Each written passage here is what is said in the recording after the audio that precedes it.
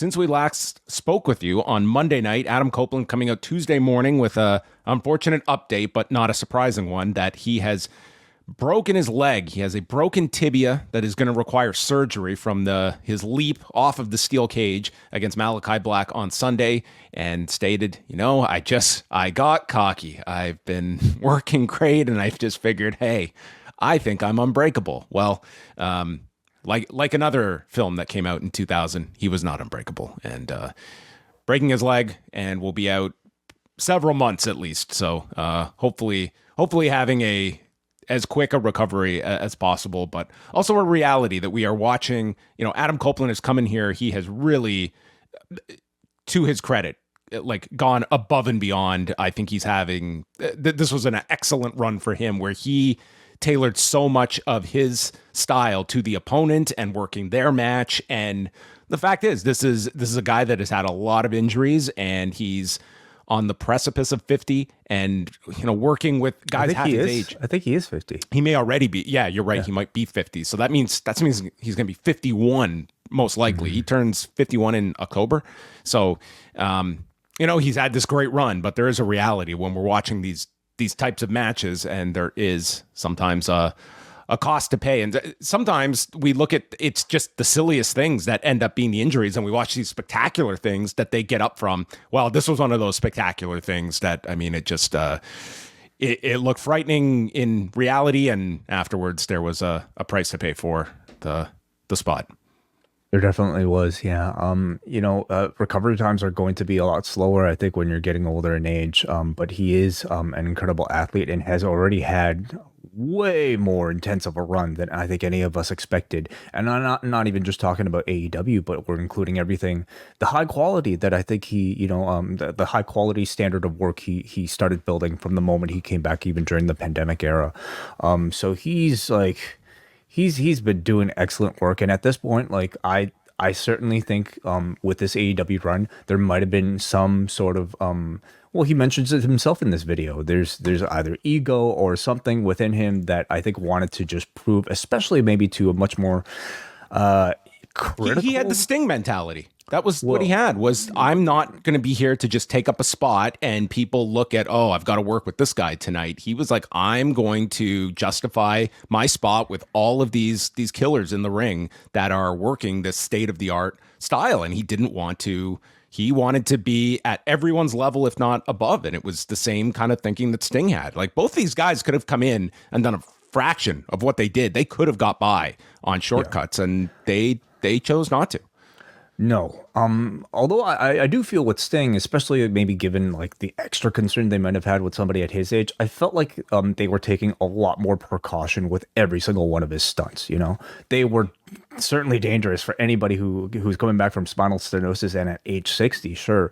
But they were also, for the most part, crafted and probably handled with a lot more care than Adam Copeland standing on top of a cage and just considering diving down. Even if that would have went perfectly as planned and he delivered a picture perfect elbow, it's still way more risk than I think anybody should be, considering at that age. So, remember we saw Sting diving off all those balconies, and I remember that one at Daly's place where he got sent off the ledge. He did stuff that, man, you were an inch off or something. And believe me, we would see him do these matches and then have long spurts off. I'm sure this guy had his fair share of issues along the way as he managed that schedule for 4 years. Yeah. I'm not going to debate, what was supposed to be, what's more dangerous, but diving off of a cage and onto a man wrapped around in barbed wire at his age is something I really couldn't fathom anybody doing. But he's earned my respect, and I think for a lot of the AEW audience at this point, he's more than earned everybody's respect. So hopefully he comes back and is able to continue what has been a really great run and showcase that creativity, showcase that athleticism, but maybe just scale it back just a little bit in terms of this risk. The Bucks come out, followed by Okada, followed by Jack Perry, and the crowd is booing them. And Okada, who this man is just, promo of the year. Oh, okay. He gets on the mic. Shut up, bitches. And this turned him babyface. The crowd cheered this so loudly. They thought this was awesome. And then Jack Perry takes over. The Elite run this shit. And he mentions being lit on fire and that it was his first AEW match in 9 months, and he pinned Bryan Danielson. So then, which seems to hint at a future match. I think so. Yes.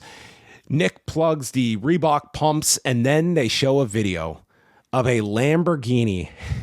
And I thought Okada had his peak of the segment. Then we got his reaction to this Lamborghini. Oh my God. Oh my God. Oh my God. Is this a dream? And he starts crying, thanking them, and then just stonewall as he pulls down the microphone. I thought it was like guaranteed this Lamborghini was getting destroyed on this show, but never happened. He got the Lamborghini and nothing happened to it. Oh, they're probably saving up for that. You know, you don't have to destroy it. I guess you want to wait on that one, but that Lamborghini, I think, is going to be destroyed. And this man has just made this like his prized possession. You're right. They should wait to have this destroyed at a later date. But dude, Okada was amazing during this. He was hilarious. This is a Lamborghini Huracan, and I'm very curious to know how much these go for. If they're going to destroy it, how much does Tony Khan actually want to spend? Let me just see here. Probably cost a lot more than the $100,000 he donated today. Canadian, $288,000. Okay, so does he want to spend that budget on a stunt? Maybe he could buy a used one. So he was great. Okada was amazing here. Who would have thought? Like clearly, I think we could tell from like just even throughout his New Japan run, there was a certain sense of humor about him that wasn't necessarily coming out in the Rainmaker character. This is the type of role where that can fully come out. Matt takes the blame for Adam Copeland's injury because Matt was in the gorilla position, and right before the match, he wished Adam good luck and told him to break a leg. And because he has broken his leg, they are stripping him of the TNT title. And the announcers are like, oh, can't he relinquish it? Like, okay, we can argue semantics, I guess. They need a new champion. And then they announce, we are naming Jack Perry the new champion.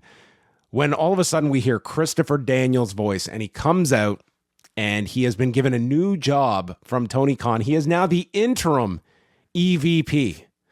And he announces EVP. An interim EVP. I think a more appropriate title would have been assistant to the EVP. Assistant to the VP, I guess. Well, they can work. He should have been he should be the Dwight Schrute of Tony Khan. Well, came up with a novel idea. AEW is going to hold a tournament over the next few weeks to determine the new TNT champion, and they're going to have qualifying matches where there will be no seconds, no managers, and no interference. We're going to do Continental Championship rules. So again, it begs the question why there are certain titles that are above interference, but others that by all means.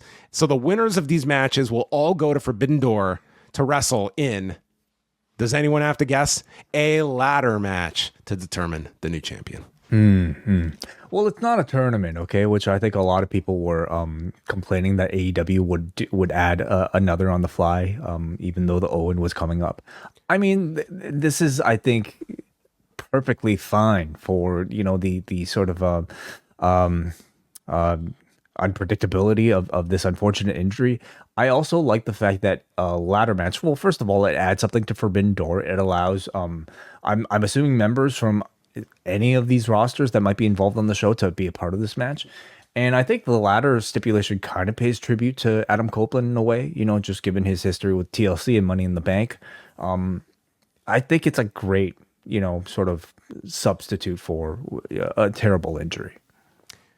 They could have had a lot of fun with the news over the last few days. Like the Bucks could have really come out and said how we were really disappointed in this TNT championship being vacated. And then they could argue and say, well, we were not actually disappointed. That would have been a little too, I guess, too inside with the recent Puck report about the television negotiations with TNT. Oh, yeah. I see. Now, these are the jokes you should say for Brandon. I know. Earlier in the afternoon. This is where I'm just throwing them out there.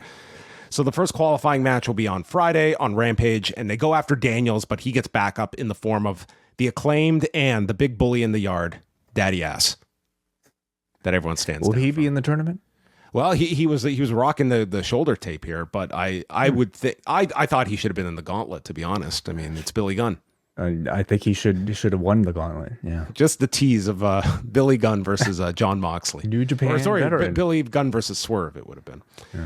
Wei and I had this decision: are we doing enough shows together? And Wei said, "We are not, John. We are dropping the ball." So for the month of June, we are going to be staying up late on Wednesday nights. We are going to bring you Rewind to Dynamite, and then after the review, we are jumping over to the Post Wrestling Cafe for each Wednesday in the month of June to review that week's episode of Who Killed WCW. And after 4 episodes, this is going to be like the extended game of Clue. We're going to figure out who killed WCW, with what weapon, in what room. This is the new series that Vice is putting out. It will be airing Tuesday nights on Vice. And to kick off our coverage of Who Killed WCW, I'll be joined by Evan Husney next week. That'll be a free interview for everyone. And then our first review Wednesday night next week